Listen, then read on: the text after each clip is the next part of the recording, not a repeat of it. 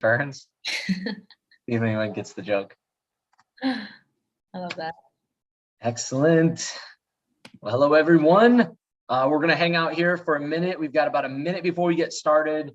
And so, yeah, we're going to at some point in time come up with like a really cool like splash landing page. So when we're streaming, you can look at like I don't know, like a video or something that playing as we're waiting.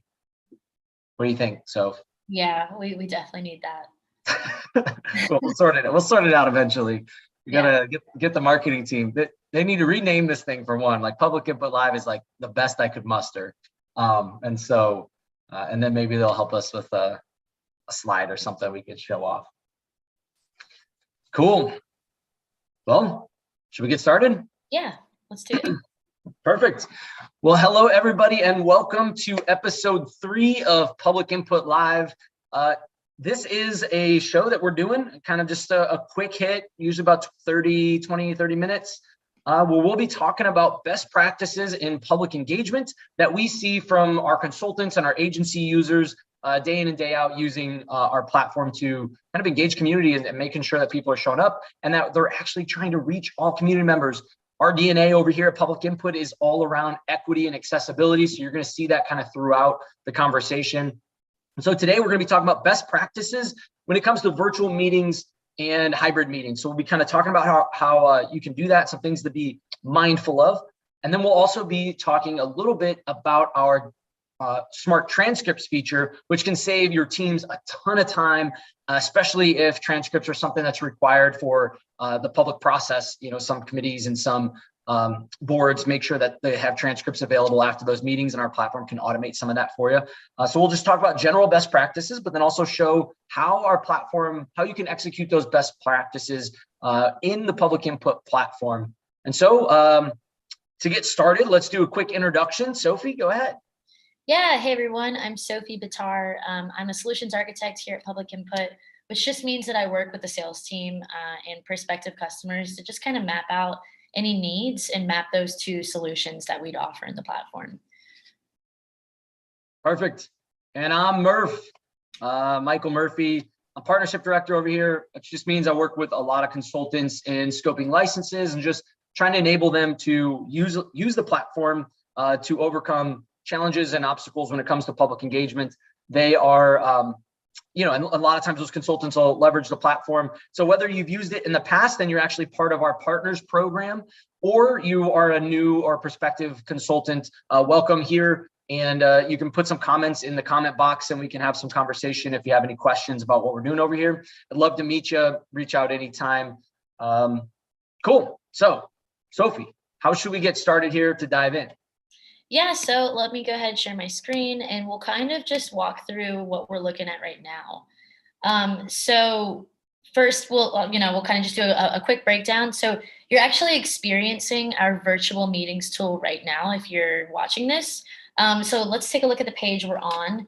I've got our Public Input Live page pulled up here. So one thing I want to focus on here is we have several options to participate. So we can participate by phone. Folks can text us their comment, and then they can also email their comment as well. All tools that are super simple to just turn on in our platform so residents can choose which works best for them. And when we talk about lowering barriers to entry and accessibility, this is one way that we can actually make that happen through our meetings capabilities.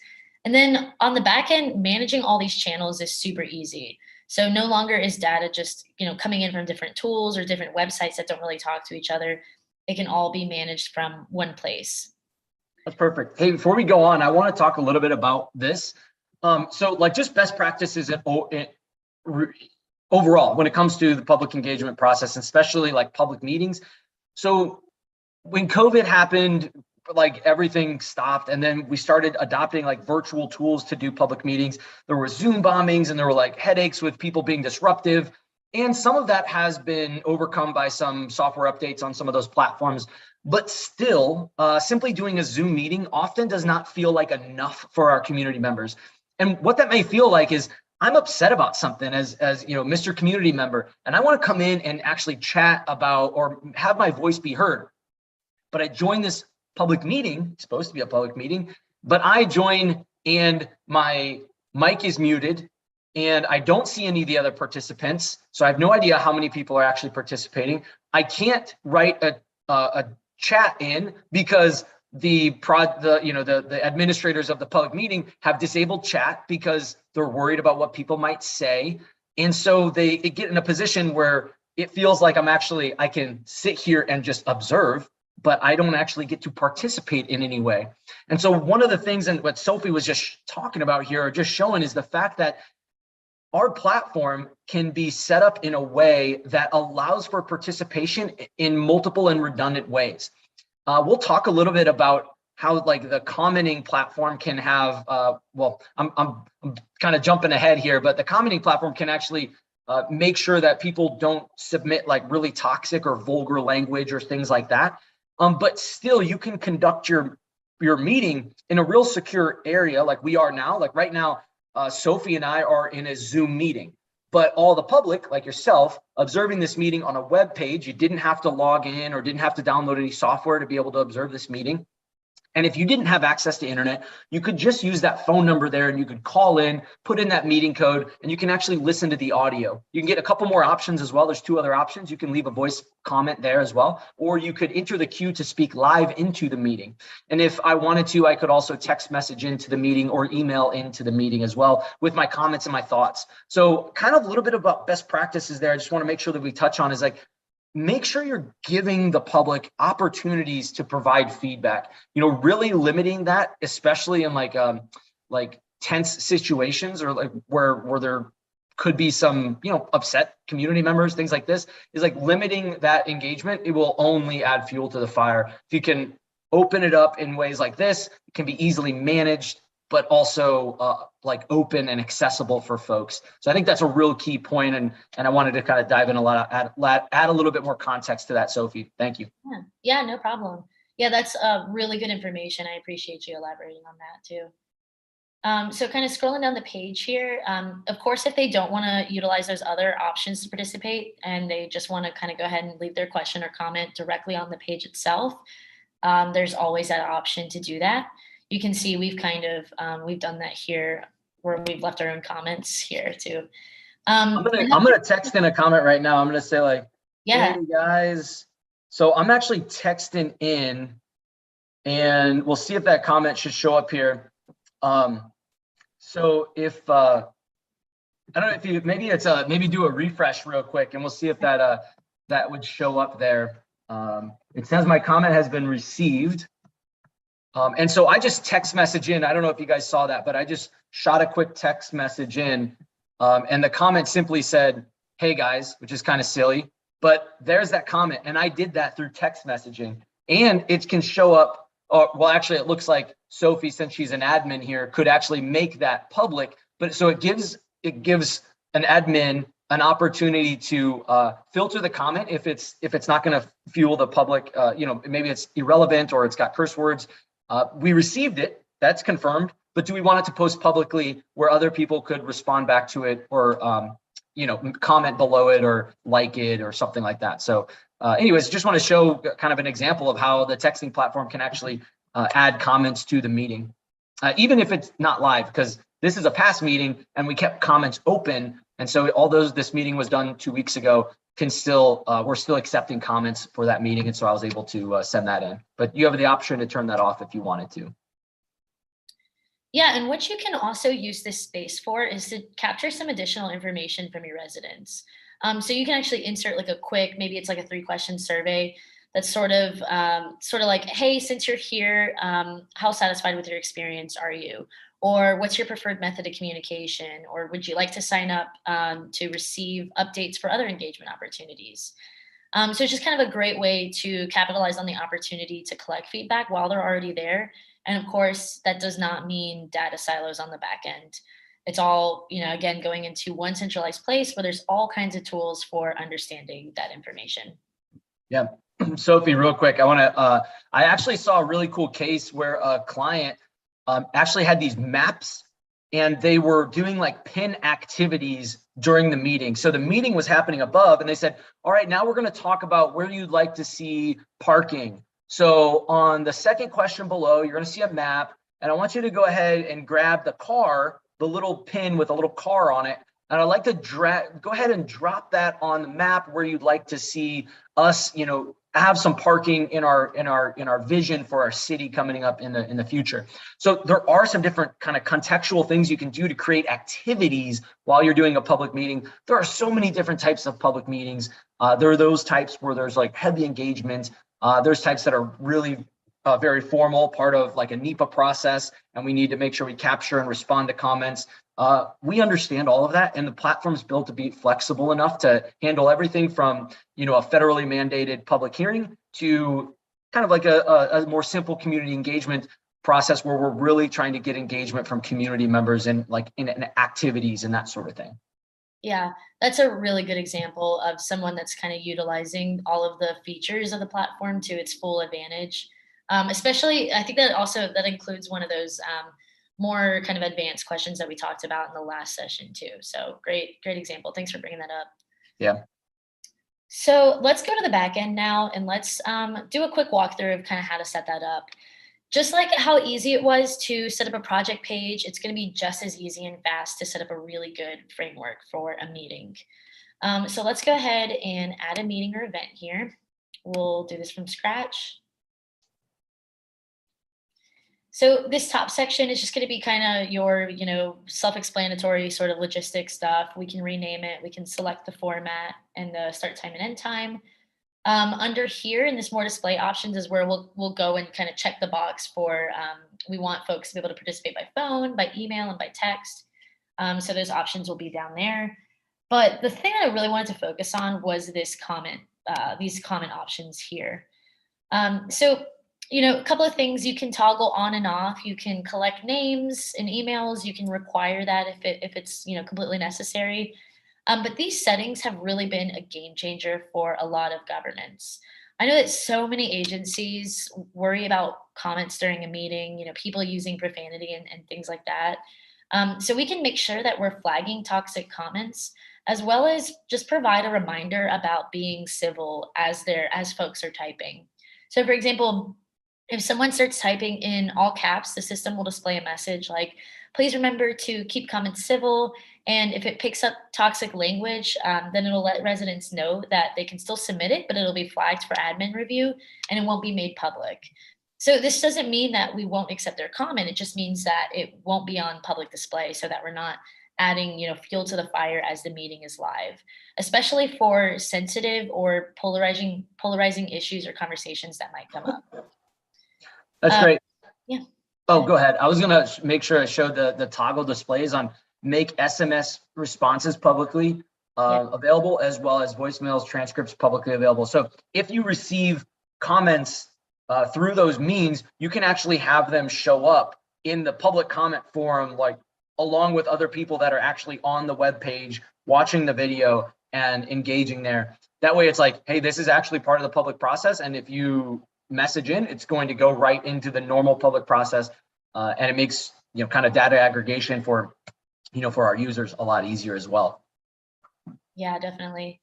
The last thing I'll say about this comment section too is that we can set up kind of a window for when we want to receive comments. So a couple of minutes before the meeting starts, or maybe a couple days before the meeting starts, and then after, a couple days after as well.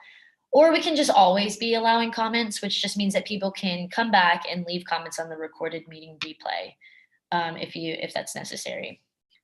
Yeah, and I've seen this come into like in practical application is like we want to make sure that we address comments, so we have to stop accepting comments like the day before because we need to look at all those, review them, and then we want to make sure we respond back to them. So there's a stop date on comments. So that's kind of like a practical application and why you see those options there. Yeah. Absolutely. I'll keep scrolling down here. Of course, we have event registration as well. I think we actually are utilizing this on our own public input live sessions right now. Yep. And then, residents can just, opt in to get reminder emails. And there's even a setting on here where they can opt in to get a reminder call before the meeting starts as well. So just kind of really good, just, settings that are baked into the platform that will just ensure that, everybody actually shows up. Yeah, that's a big deal for meetings, because how many people, if everyone's like, a lot of these folks on this call probably done public meetings or probably have done webinars or anything like that. It's like there's so many people sign up and not as many people show up. If you can make sure you're doing those reminders, it is a huge help. And so our system will automate that for you. And then, of course, replays are available as well if you want to make those available. So that's an important component too. Definitely. So this last section here is where we'll kind of this is where we'd hook up the hardware, so to speak. So if you're using Zoom right now, great, we'll connect right to it. Same for any one of these streaming video services. So you can see that we support kind of a multitude of different conferencing and streaming services as well. Yeah. Can I real quick on that? It's like, so the interesting thing about the way public input works is like, right now you're looking at, like, a lot of folks will just do a Zoom meeting, right? It's like, oh, I'm just going to do a Zoom meeting and we're just going to invite the public to a Zoom meeting. But then if I want to do that, like, I've got to download the Zoom software, and like, what if I don't want to do that? And, I actually was just invited to a WebEx call, and I had to download WebEx, and I was like, you know what? I actually don't care that much because I'm not downloading the software to attend this meeting. So I'm just simply not going to it. This, as an example, it's like that actually happened. In this case, the cool thing about leveraging this tech is that you get to pick what you're familiar with. Think about the top one where it says conferencing service. This is where the presenters are going to meet in that room, right? So real familiar. If you're familiar with Zoom, use Zoom. If you're familiar with WebEx, whatever that might be, you can use a familiar service. And then what our platform does by leveraging some of these streaming options, we actually push that video out onto a streaming platform. And instead of posting it publicly on Facebook or YouTube, because you may not have YouTube followers or Facebook followers, instead we post it, we embed that onto the page so that it's actually streaming on the page there. And that's where people can just go and watch the live video like you're doing right now, actually. So if you want to, you could also allow this to stream like publicly on one of those streaming platforms. The default here is actually that it does not stream publicly. It's like a private listing. It's not actually private. I think it's called delisted. And that just means that it's not showing up anywhere. No one's being alerted about you going live. And the reason for that is if people actually go there and start commenting, we start losing control of where the public conversation is going, right? So if you can direct them all to one place where they can observe and participate in the meeting, you'll be able to, the data aggregation component of that will be a lot easier going forward. Yeah, definitely. And just to kind of, let me go back to this page, just to kind of add to that a bit too, you're essentially creating a layer of separation when you use our platform to host any like virtual or hybrid meetings. So you and your team are able to meet inside Zoom, just like Murphy and I are doing today. But you're giving the public a designated space for them to be able to go to so that they can interact with that same meeting. So that, just like Murphy mentioned, they don't have to download Zoom and then create a login to be able to join the meeting. Also, they have multiple options to participate. And then, of course, there's those extra controls baked in to ensure that comments are civil. And it just gives you kind of the sense of relief and empowers you to be able to run the meeting as smoothly as possible and just kind of focus on what you do best, which is, running those meetings. So great platform for enabling that. So the last thing we had to talk about today was we'll take a look at some of our smart meeting transcriptions, and I'll let Murphy kind of talk to this as well. Hey, that's great. So we are at about 18 minutes into this call, and I want to be respectful. We try to keep these a little short and sweet. So we'll roll through this pretty fast. But what you're looking at here is actually a transcript of a meeting that we did on our platform. We actually had a consultant user certification event, and the fourth session was the one you're seeing now. And this is a transcript from it. We did it just like we're doing this meeting, leveraging all of our platform. We invited all of our consultant users in there that were becoming certified, and you can actually see some of their comments right there on the page. So a couple things to keep in mind. Our transcript platform is pretty robust in a couple different fashions. One, it layers on the audio version of the audio as well as the text, a shot at the text. So if we look at that one there where it says, so all comments, you can just hit play on that. So all the comments that come in are time-stamped and kind of put in order there, so you can see who was commenting what. So you can actually see that was the text there. But let's say it wasn't quite right. You could double click that and you could actually edit it right now, right? So we can like edit the text, we can go right to that, and we can you kind of understand what's going on there. So this can be super, super helpful when it comes to just making sure you've got a good solid transcript. So we take a first pass at it. You can go ahead and clean it up afterwards. The other thing is, I know that was me speaking. So why don't we go ahead and name speaker 4? Why don't we name that Murph? And we'll name, and then we'll do it on all occurrences. So we'll go ahead and hit that toggle box and hit save. So now it's going to know my voice. It has a voice recognition capabilities in it, and it's saying like, hey, all right, that was Murph. Now let's go ahead and scroll down and see when Murph wasn't talking in this meeting, which is not very often because I was literally presenting the whole time. So, all right, there's one there. Let's listen to that one. You'll hear that it isn't my voice. Income and minority. Perfect, great. There you go. So at that point in time, someone else spoke. I know exactly who that was. That was Mary. She's our partner success manager, and so we can go ahead and, well, we could name that if we wanted to, and then it would know who she was throughout all the meeting as well. A couple other things to kind of frame up what you're looking at here. On the left-hand side, you're seeing the presenters. So that would be like Sophie and I. As we're talking in this meeting, the transcript we get, it's all going to show up over here. But if folks are making comments, those are going to show up on the other side. And so you can see this one here. Let's go down a little bit further. There's one comment that I was like such a good example of that. Sorry for the scroll. And I think it's at 42, like right there. Yeah. Oh yeah, right there. There we go. Yeah, such great. So here, this is a great example of why this is important. So I'm talking in this meeting, or there's a presenting, and Victoria, she's observing this meeting, and she says, "Thanks, Michael, such a great feature." I don't know the context. If I was only looking at the comments, I would have no idea what she thought was a great feature. However, since we do timestamp those and actually put them all together here, we could look at that and say, oh, well, what was Michael talking about? It looks like I was talking about participants or project mapping. So if we could listen to that and actually hear what I was talking about at the same time, or we can just read the comment. If I just read that real quick, I saw that was about mapping features. And so she's like, hey, the mapping stuff is really helpful. This is super, super helpful when it comes to making sure that we are kind of keeping track of what's happening within the public process. So once we get all this ready, the next thing that you could do with it, if we wanted to edit the transcript or anything like that, you can actually post it publicly. And then that can be, our platform will post it publicly at a URL and have the audio replay and the same features of playing at certain points available within that transcript as well. So really powerful, can save a ton of time, really nice features for those doing meetings and requiring some of the transcript features. Thanks for letting me talk on that, Sophie. Yeah, no problem. So Sophie was going to demo that, and she's like, Michael, you're geeking out on it, so you can just take it. Like, so. Yeah, this is definitely his favorite feature of our meetings tool. So yeah, I think it's just so powerful. It's just so powerful. It saves a ton of time too. So if you're doing this type of work, it's like, wow, this can save you a ton of time. Absolutely. Cool. Well, that is all we wanted to go into today. And as promised, we're about 22 minutes. We're keeping it under 30. Sophie, tease them what we have coming up next.